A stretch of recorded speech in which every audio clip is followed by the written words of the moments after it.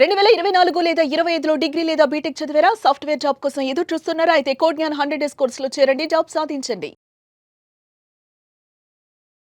Welcome to Suman TV. నేను మీ Suman TV. తులారాశి వారికి కనుక మనం చూసుకుంటే వైదిక ఆస్ట్రాలజీ ప్రకారం ఎస్పెషల్లీ విమెన్కి 2026లో ఏ విధంగా ఉండబోతుందనేది ఈరోజు మనతో పాటు వైదిక ఆస్ట్రాలజీ ఉమా గారు ఉన్నారు. వారి మాటలను తెలుసుకుందాం. నమస్కారం ఉమా గారు. నమస్తే అండి. 2026లో కనుక మనం చూసుకుంటే అండి తులారాశి వారికి ఎస్పెషల్లీ విమెన్కి ఏ విధంగా ఉంది అండ్ తులారాశి వారిది గుణగణాలు ఏ విధంగా ఉంటాయి? తప్పకుండా అండి. తులారాశి అనేటువంటిది ఏదో ఒరిజినల్ 7th హౌస్ అండి. జనరల్లీ తులారాశికి అధిపతి ఎవరంటే శుక్రుడు, అందరికీ తెలిసినటువంటి విషయమే. కాకపోతే ద ఒరిజినల్ 7th హౌస్ అంటే ఎప్పుడు కూడా వీళ్ళకి బిజినెస్ స్కిల్స్ అనేటువంటివి చాలా ఎక్కువ ఉంటాయండి. అలంకార ప్రియులు.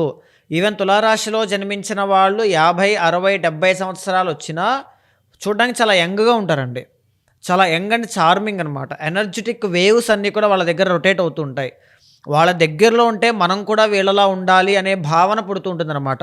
అంటే ఈవెన్ డబ్బు ఉన్నా లేకపోయినా, డబ్బు అనేది ఒక టెంపరరీ థింగ్ అనుకోండి, పక్కన పెట్టేస్తే వాళ్ళని వాళ్ళు ఒక ఎనర్జీ చేసుకోవడం కానీ, వాళ్ళని వాళ్ళు ఒక స్థాయిలో ఊహించుకోవడం కానీ, ఆ కాన్ఫిడెన్స్ లెవెల్స్ కానీ, ఎందుకంటే వీళ్ళకి 11th లార్డ్ రవి అండి. కాన్ఫిడెన్స్ అనేటువంటిది వీళ్ళకి పుట్టుకతో వచ్చినటువంటి ఒక గుణం అన్నమాట. సో చాలా బాగుంటుంది కాన్ఫిడెన్స్ లెవెల్స్ కానీ, లేకపోతే వాళ్ళు ఎక్కడైతే ఎంటర్ అవుతారో అక్కడ మొత్తం అంతా ఆ సరౌండింగ్స్ అట్మాస్ఫియర్ అంతా కూడా చాలా ఎనర్జెటిక్గా మారిపోతాయి. వెరీ పాజిటివ్ పీపుల్ అండి. Very positive people. Centre of attraction రాగానే కళ్ళందరూ తులారాశి వాళ్ళ వైపే ఉంటాయండి. అంటే వాళ్ళ మాట విధానం కానీ, హావభావాలు కానీ అన్నీ కూడా అదే విధంగా అట్రాక్టివ్గా ఉంటాయి. అయితే పాజిటివ్ నెగిటివ్ ఏదైనా పక్కన పెడితే అట్రాక్టివ్గా ఉంటాయి. ఆ అట్రాక్షన్ వీళ్ళ దగ్గర ఉంటుంది. లగ్జరీ అనమాట. జీవితంలో లగ్జరీగా బ్రతికేటువంటిది 2 రాశులు, ఒకటి వృషభం, 2 తుల అనమాట. ఈ 2 చాలా బాగుంటాయండి.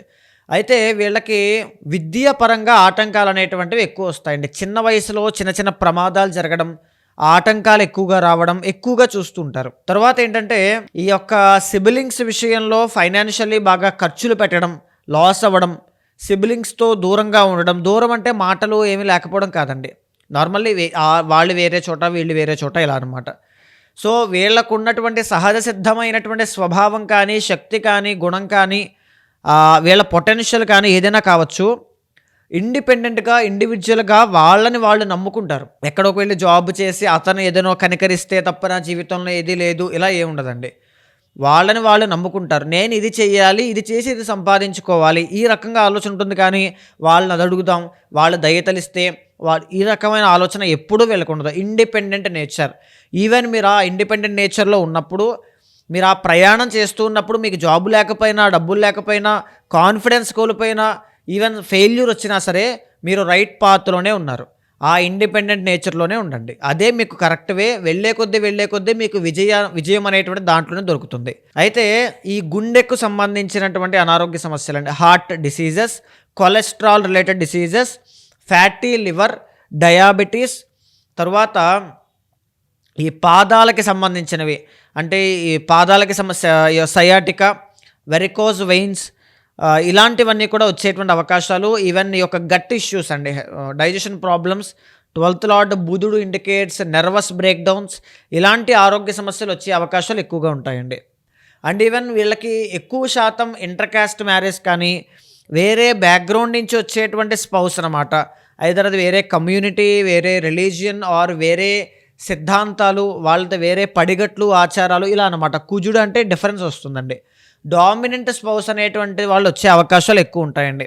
సో దీనివల్ల marital లైఫ్లో చిన్న చిన్న క్వారల్స్ అండి, అంటే చిన్న చిన్న కీచులాటలు, గొడవలు, మనస్పర్ధలు లాంటివి వస్తాయి. బట్ వాటిని ఈజీగానే ఓవర్కమ్ చేయొచ్చు, అది కూడా ఉంది.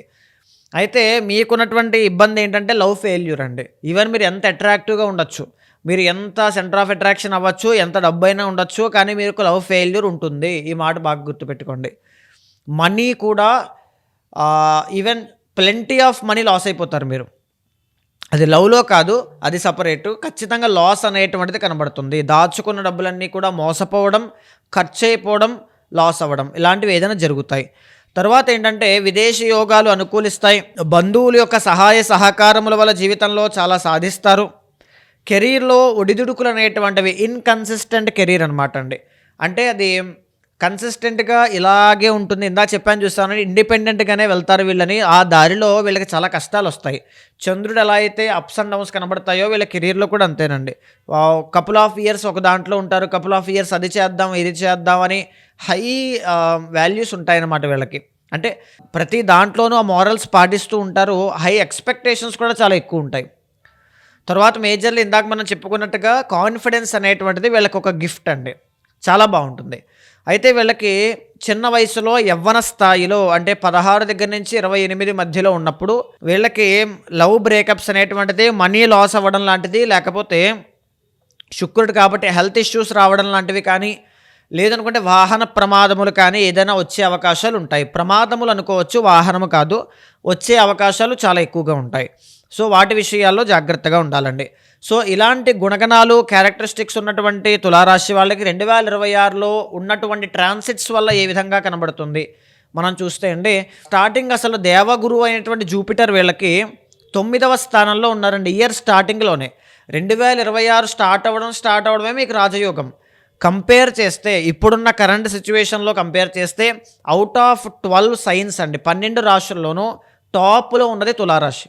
ఎందుకంటే ఆదాయ వ్యయాలు, ఉగాది ఇవన్నీ కాదండి, గ్రహాల యొక్క ట్రాన్సిట్స్ మనం యాజ్ ఇట్ ఈస్గా గమనిస్తే టాప్లో ఉన్నది తులారాశి. ఈవెన్ యాజ్ ఆఫ్ నో నేను మాట్లాడే సమయానికి కూడా మీకు 7 గ్రహాలు అనుకూలిస్తున్నాయి, చాలా బాగుంది.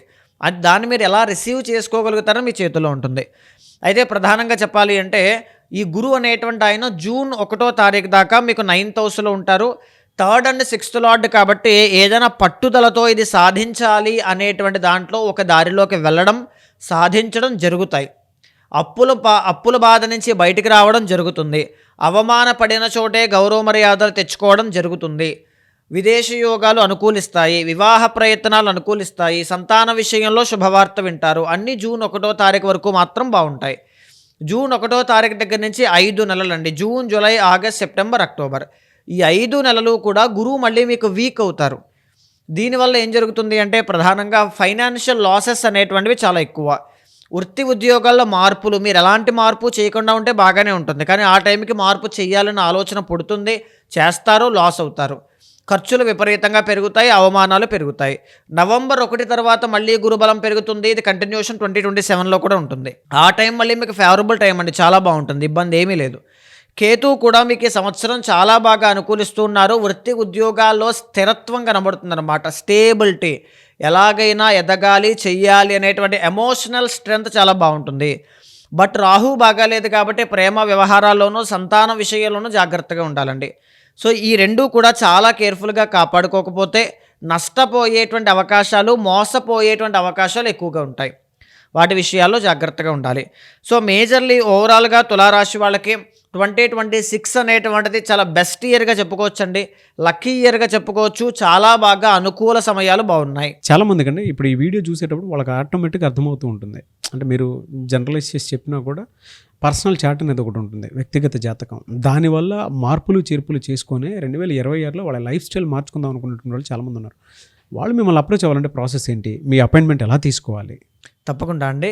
సో మీకు కింద కనిపించే నెంబర్కి కాల్ చేస్తే మా వాళ్ళు మీకు పూర్తి వివరాలు అందిస్తారండి. ఇక్కడ పర్సనల్ చార్ట్ అనేటువంటిది ఎంత ఇంపార్టెంట్ అంటే గ్లోబలైజ్డ్ ఫలితాలు ఎప్పుడు కూడా గ్లోబలైజ్డ్గానే వర్కౌట్ అవుతాయండి. ఈవెన్ రెమెడీస్ కూడా ఒక రాశి కోసం మనం చెప్పినప్పుడు అక్కడ బాగున్నటువంటి ట్రాన్సిట్స్ ఆధారంగా ప్లానెట్కి సంబంధించిన అధిదైవానికి సంబంధించిన రెమెడీ చేసుకోవడం వల్ల ఒక 20 to 30% మీకు కర్మ మినిమైజ్ అవ్వచ్చు, దాని నుంచి మీరు తప్పించుకోవచ్చు. కానీ ఫుల్ ప్లెజ్డ్గా మీకు ఆ ప్రాబ్లమ్ సాల్వ్ అవ్వాలి అంటే ఏ రెమెడీ చేయాలో అసలు తెలియాలి, అసలు దానికి మందు ఏంటి అనేటువంటిది.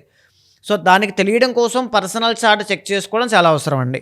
అలాంటి వాళ్ళు ఎవరైనా ఉంటే మీకు కింద కనిపించే నెంబర్కి కాల్ చేస్తే మా వాళ్ళు మీకు పూర్తి వివరాలు అందిస్తారు.